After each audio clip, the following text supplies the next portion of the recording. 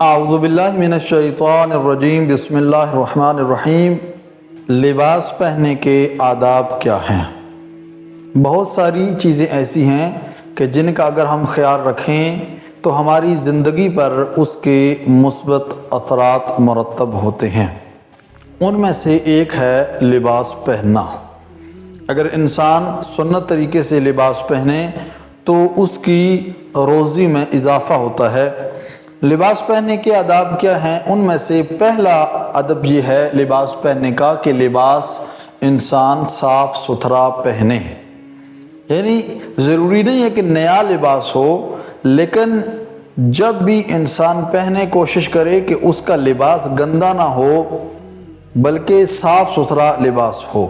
اور یہ بھی مستحب ہے کہ سفید لباس پہنا جائے، یعنی زیادہ شوخ رنگ وہ نہ پہنے جائیں، یہ مستحب ہے کہ صاف ستھرا اور سفید لباس اگر موجود ہے تو وہ پہنا جائے۔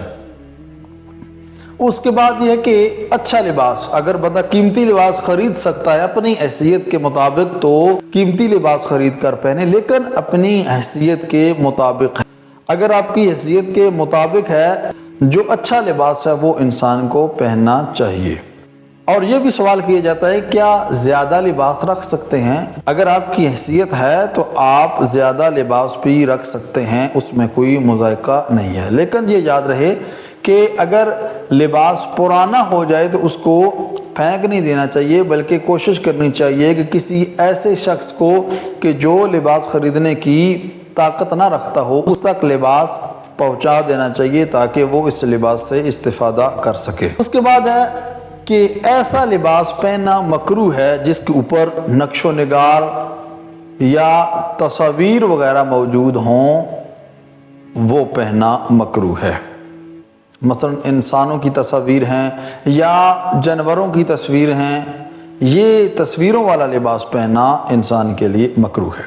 اس کے بعد یہ ہے کہ جب بھی انسان نیا لباس پہننے لگے تو اس کے لیے ایک خاص عمل ہے جو حضرت امام جعفر صادق علیہ السلام نے ہمیں بتایا ہے کہ جب بھی انسان نیا لباس پہنے تو نیا لباس پہننے سے پہلے ایک صاف برتن لے، نیا بھی ہو اور صاف ہو، اس کے اندر پانی ڈالا جائے اور پانی ڈال کر اس کے بعد 32 دفعہ سورہ قدر انا انزلناہ فی لیلۃ القدر اس کی تلاوت کر کے اس پانی پر پھونکا جائے اور اس کے بعد اس پانی کو ان کپڑوں پر اپنے ہاتھوں کے ذریعے چھڑکا جائے، پھر انسان اس لباس کو استعمال کرے۔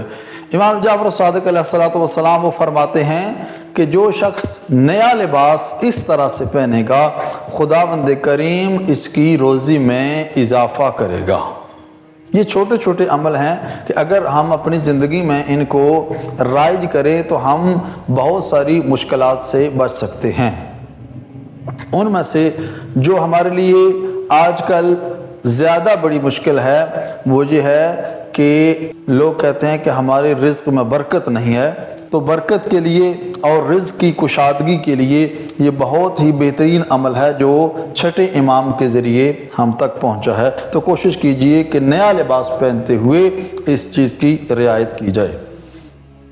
اس کے بعد یہ ہے کہ ایسا لباس مردوں کے لیے پہننا جو عورتوں سے مشابہ ہو، اور اسی طرح عورتوں کے لیے ایسا لباس پہننا کہ جو مردوں سے مشابہ ہو، یہ مکروہ ہے۔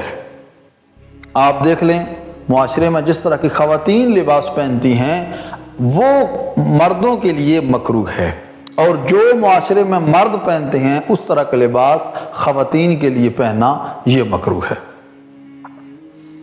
اس کے بعد کالا لباس پہننا یہ بھی مکروہ ہے، لیکن یہاں علماء فرماتے ہیں کہ جو ایام عزا ہیں ان میں آپ کالا لباس پہن سکتے ہیں، مثلا محرم کے دنوں میں، سفر کے دنوں میں، یا جو شہادت کے ایام ہیں کسی امام کے بھی، اس میں اگر کالا لباس آپ استعمال کرتے ہیں تو اس میں کوئی مسئلہ نہیں ہے۔ عام دنوں میں کالا لباس پہننا یہ مکروہ ہے۔